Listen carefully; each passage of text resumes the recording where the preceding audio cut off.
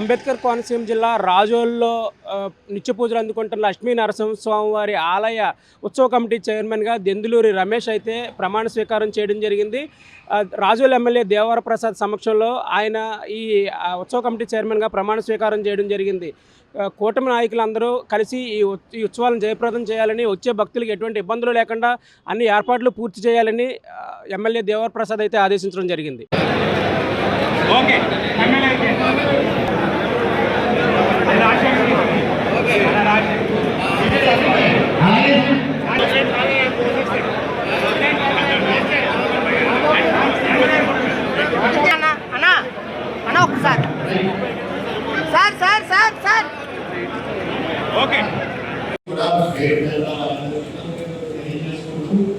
మీరందరూ ఇప్పుడు నూతనంగా ఏర్పాటు చేసుకోవడం జరిగింది.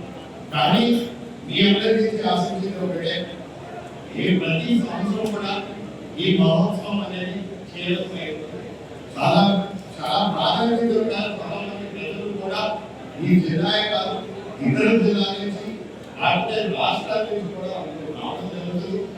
ఎప్పుడు చూసిన విధంగానే మనకుంటే ప్రతి సంవత్సరం కూడా లక్షలాది మంది కూడా రావడం జరుగుతుంది. 2500 బాత్రూమ్లు ఈసారి నాయకులు 100 మంది కపుల్స్ జంటలు ముందు కూర్చోబెట్టి వారిని ప్రత్యేకంగా స్వామి వారి ఆశీర్వాదం తీసుకోవడానికి అరేంజ్మెంట్ చేయాలని ప్లాన్ చేస్తున్నాం.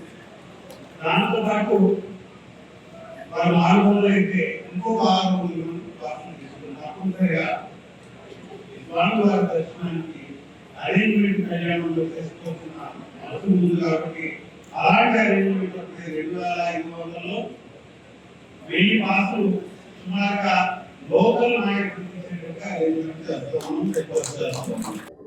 అందరికీ నమస్కారం.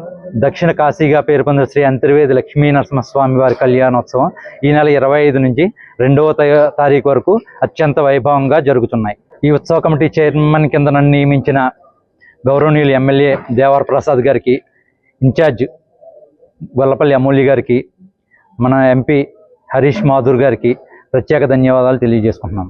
అన్ని ప్రభుత్వ శాఖలను సమన్వయం చేసుకుంటూ ఈ ఉత్సవం ఘనంగా చేయడానికి నిర్ణయించుకున్నాం. భక్తులందరూ ఇచ్చేసి ఈ కార్యక్రమం జయప్రదం చేయాలని కోరుచున్నాం.